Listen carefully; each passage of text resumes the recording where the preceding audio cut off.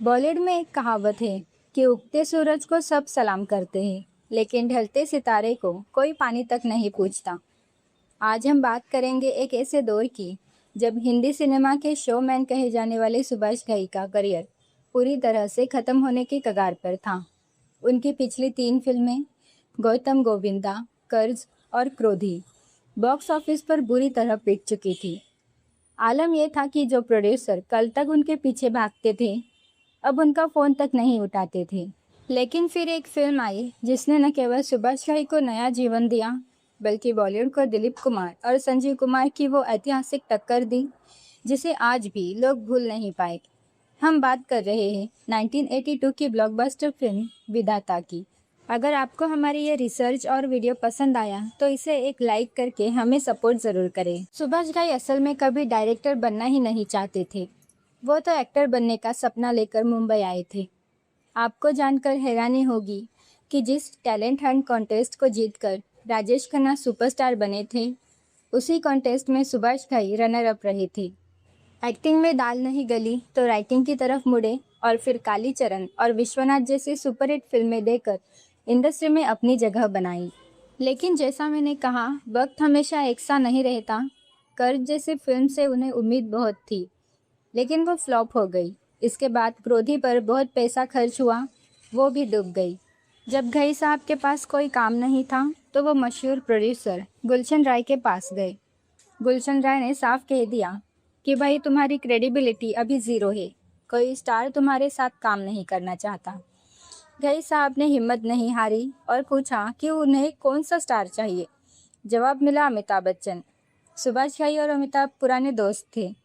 जब घई साहब उनके पास फिल्म का प्रस्ताव लेकर गए तो अमिताभ ने एक ऐसी शर्त रखी जिसने घई साहब के पैरों तले जमीन खिसका दी। अमिताभ ने कहा, सुभाष, मैं तुम्हारे लिए काम करूंगा, लेकिन गुलशन राय के साथ कभी नहीं। वजह थी प्रेस में गुलशन राय द्वारा अमिताभ के बारे में कही गई कुछ कड़वी बातें। अब घई साहब के सामने अंधेरा था, न स्टार था न प्रोड्यूसर का भरोसा। हताश होकर सुभाष घई घर लौटे, लेकिन उस रात उन्होंने हार नहीं मानी। उन्होंने पूरी रात जागकर एक नई कहानी लिखी। अगले दिन वो गुलशन राय के घर डिनर पर पहुंच गए। उन्होंने गुलशन राय को चुनौती देते हुए कहा, आप स्टार्स के पीछे भागते हैं, लेकिन आपकी फिल्में अपनी कहानियों की वजह से चलती है। मेरी ये कहानी सुनिए और फिर फैसला कीजिए। वो कहानी थी विधाता की, एक दादा और पोते के बीच के टकराव की कहानी, जहाँ एक ईमानदार आदमी अपने बेटे की मौत का बदला लेने के लिए खुद अपराधी बन जाता है। गुलशन राय को आइडिया पसंद आया। अब बारी थी कास्टिंग की। घई साहब ने सोचा कि अगर अमिताभ नहीं तो ट्रेजेडी किंग दिलीप कुमार ही सही। दिलीप साहब ने क्रांति के साथ शानदार कमबैक किया था। जब घई साहब उन्हें स्क्रिप्ट सुनाने बड़ौदा पहुंचे तो दिलीप साहब ने एक ही बात कही, कहानी अच्छी है, लेकिन इसे और बड़ा बनाओ, किरदारों में गहराई लाओ। बस फिर क्या था, घई साहब ने स्क्रिप्ट में शम्मी कपूर और संजीव कुमार जैसे किरदारों को जोड़कर इसे एक महागाथा बना दिया। दोस्तों, अब बात करते हैं उस विवाद की जिसने फिल्म की कास्टिंग को हमेशा के लिए बदल दिया। विधाता में अबू बाबा का वो मशहूर किरदार, जिसे आज हम संजीव कुमार के नाम से जानते हैं, वो असल में अमजद खान के लिए लिखा गया था। उस दौर में अमजद खान गब्बर के बाद विलन और कैरेक्टर रोल्स के बेताज बादशाह बन चुके थे। सुभाष घई ने उन्हें 21,000 रुपये साइनिंग अमाउंट देकर फिल्म के लिए फाइनल कर लिया था। लेकिन एक छोटी सी घटना ने सब कुछ बदल दिया। हुआ ये कि फिल्म के लिए एक विग और लुक टेस्ट की तैयारी चल रही थी। सुभाष घई ने अपने असिस्टेंट को अमजद खान के घर भेजा ताकि उन्हें बुलाया जा सके। असिस्टेंट जब अमजद खान के घर पहुंचा तो वो टीवी पर बड़े चाव से क्रिकेट मैच देख रहे थे। असिस्टेंट ने दरवाज़ा नॉक किया तो अमजद खान ने कहा, अभी रुको, मैं बाद में आऊँगा। 1 घंटा बीता, फिर 2 घंटे और अंत में 4 घंटे बीत गए। जब असिस्टेंट ने आखिरी बार हिम्मत जुटाकर दरवाज़ा खटखटाया तो अमजद खान का गुस्सा फूट पड़ा। उन्होंने असिस्टेंट को सबके सामने बुरी तरह जलील कर दिया और कहा, तुम जैसे लोग एक आर्टिस्ट के मूड को क्या समझोगे? मैं मैच देख रहा हूँ, ये बात समझ नहीं आती। असिस्टेंट रोते हुए सुभाष घई के पास पहुँचा और कहा कि वो ऐसे बदतमीज़ इंसान के साथ काम नहीं करेगा। सुभाष घई अपने क्रू के लिए बहुत प्रोटेक्टिव थे। उन्होंने तुरंत गुलशन राय को फ़ोन किया और कहा कि अमजद खान फिल्म में नहीं होंगे। अमजद खान को एक खत भेजकर फिल्म से हटा दिया गया, जिससे वो इतने नाराज हुए कि सालों तक सुभाष घई के साथ बात तक नहीं की। अब सवाल था कि दिलीप कुमार के सामने खड़ा कौन होगा। घई साहब ने संजीव कुमार को अप्रोच किया। संजीव कुमार ने स्क्रिप्ट देखी और कहा, रोल छोटा है, आधा फिल्म के बाद मैं मर भी जाता हूँ, लेकिन मैं ये रोल सिर्फ एक सीन के लिए करूँगा। और वो सीन था दिलीप कुमार और संजीव कुमार के बीच का ज़बरदस्त टकराव, जिसकी कहानी हम आगे बताएंगे। एक तरफ दिलीप कुमार और संजीव कुमार जैसे दिग्गज थे, तो दूसरी तरफ एक ऐसा नौजवान था जिसे एक्टिंग का अ भी नहीं आता था। वो थे संजय दत्त। अपनी पहली फिल्म रॉकी के बाद संजय दत्त रातों रात स्टार बन गए थे, लेकिन विधाता के सेट पर वो सुभाष घई के लिए सबसे बड़ा सिर दर्द बन चुके थे। उस वक्त संजय दत्त बुरी तरह ड्रग्स की गिरफ्त में थे। सेट पर उनका कोई डिसिप्लिन नहीं था। आगरा में शूटिंग हो रही थी और जैसे ही कैमरा बंद होता संजय दत्त गायब हो जाते। पता चलता कि वो दिल्ली अपने दोस्तों से मिलने भाग गए हैं। दिलीप कुमार और शम्मी कपूर जैसे सीनियर एक्टर्स को घंटों इंतज़ार करना पड़ता था। सुभाष घई इतने परेशान हो गए कि उन्होंने संजय के पिता सुनील दत्त को फ़ोन किया और कहा, दत्त साहब, आपका लड़का हाथ से निकल जा रहा, इसे समझाइए। इतना ही नहीं, संजय दत्त को इमोशनल सीन करने में बहुत दिक्कत होती थी। एक सीन था जहां अबू बाबा यानी संजीव कुमार की मौत पर उन्हें दहाड़ मारकर रोना था, लेकिन संजय दत्त के चेहरे पर कोई भाव नहीं आ रहा था। तब सुभाष घई ने अपना डायरेक्टर वाला दिमाग चलाया। घई साहब संजय के पास गए और उनके कान में धीरे से कहा, संजू, बस ये सोचो कि तुम्हारी माँ नरगिस तुम्हें छोड़कर चली गई है। जब वो मरी थी तो तुम्हें कैसा लगा था? नरगिस जी की मौत का जख्म उस वक्त संजय के दिल में हरा था। जैसे ही सुभाष घई ने ये बात कही, संजय के अंदर का दर्द फूट पड़ा और उन्होंने वो रोने वाला सीन एक ही टेक में इतना नेचुरल दिया कि सेट पर मौजूद हर इंसान की आंखें नम हो गई। विधाता की कहानी सिर्फ दुश्मनी और बदले की नहीं थी, इसमें दोस्ती की एक ऐसी मिसाल भी थी जिसे शम्मी कपूर और दिलीप कुमार ने पर्दे पर जीवंत कर दिया। शम्मी कपूर उस वक्त अपनी सेकेंड इनिंग खेल रहे थे।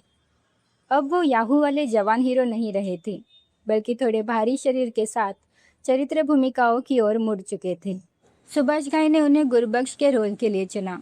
शम्मी जी को पहले लगा कि इस फिल्म में उनके लिए करने को कुछ खास नहीं है, क्योंकि सारी लाइमलाइट तो दिलीप कुमार और संजीव कुमार ले जाएंगे। लेकिन घई साहब ने उन्हें समझाया कि गुरबख्श ही वो किरदार है जो इस गंभीर फिल्म में हंसी और राहत के पल लाएगा। फिल्म का एक गाना, सात सहेलियां खड़ी खड़ी, उस जमाने में ज़बरदस्त हिट हुआ, लेकिन साथ ही इसने बहुत बड़ा विवाद भी खड़ा कर दिया। कुछ लोगों का मानना था कि गाने के बोल और शम्मी कपूर का डांस थोड़ा लाउड है, लेकिन इसी गाने और अपनी बेहतरीन कॉमिक टाइमिंग के लिए शम्मी कपूर को उस साल का बेस्ट सपोर्टिंग एक्टर का फिल्म फेयर अवार्ड मिला।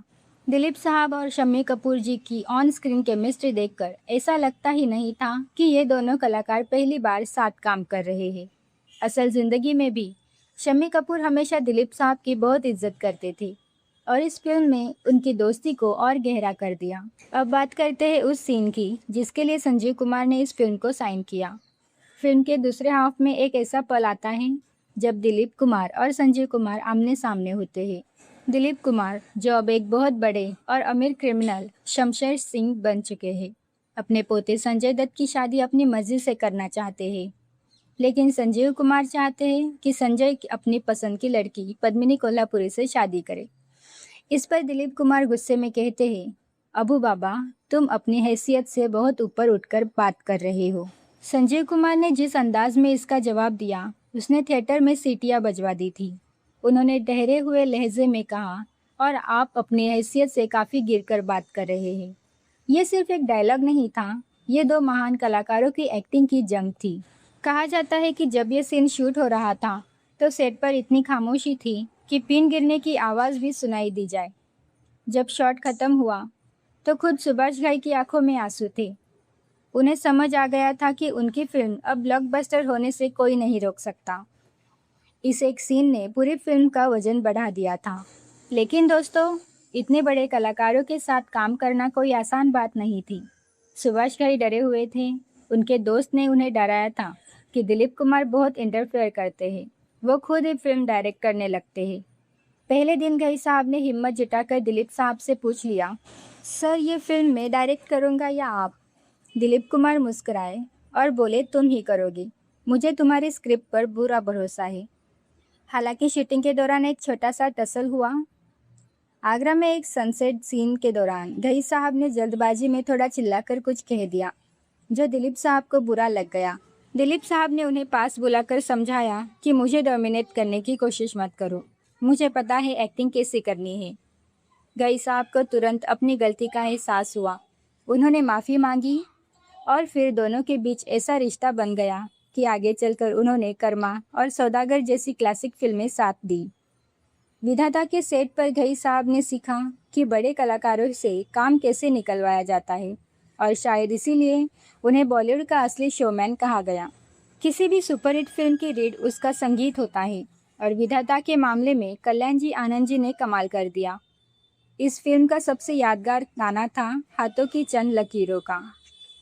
इस गाने को गायक अनवर ने अपनी रूहानी आवाज़ दी थी।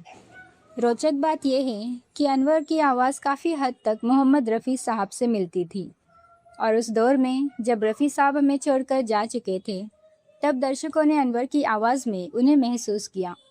ये गाना फिल्म की थीम को पूरी तरह बयां करता है कि कैसे वक्त का पहिया इंसान की तकदीर बदल देता है। सिर्फ यही नहीं, सात सहेलियाँ के अलावा उड़ी बाबा जैसे गानों ने भी युवाओं के बीच अपनी जगह बनाई। लेकिन संगीत से परे फिल्म का बैकग्राउंड स्कोर भी उतना ही दमदार था। हर बार जब दिलीप कुमार और संजीव कुमार आमने सामने आते तो बैकग्राउंड म्यूजिक एक अलग ही तनाव पैदा कर देता था। सुभाष घई जानते थे कि वो केवल एक फिल्म नहीं बना रहे बल्कि एक ऐसा अनुभव तैयार कर रहे हैं जिसे लोग सालों साल याद रखें। संगीत की सफलता ने फिल्म की एडवांस बुकिंग में 4 चांद लगा दिए थे। फाइनली साल 1982 में जब विधाता रिलीज हुई तो बॉक्स ऑफिस पर सुनामी आ गई।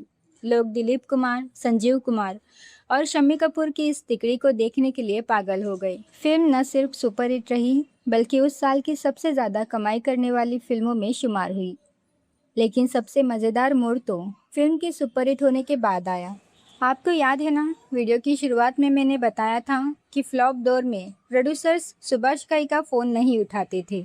जैसे ही विधाता ब्लॉकबस्टर हुई वही प्रोड्यूसर्स अब खुद सुभाष घई का फ़ोन करने लगे। अब पासा पलट चुका था।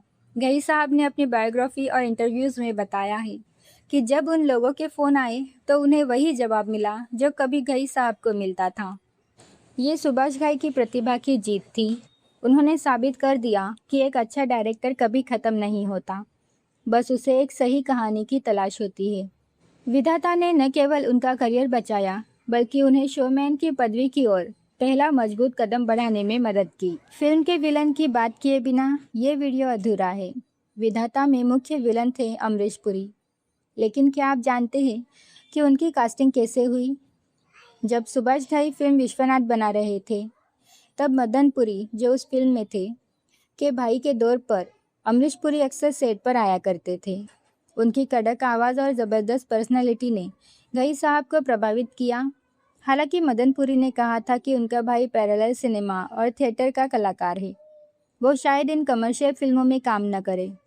लेकिन घई साहब ने अमरीश पुरी को विलन बनाया और विधाता में उनके खौफनाक अंदाज ने उन्हें बॉलीवुड का सबसे बड़ा विलन बनने की राह पर डाल दिया।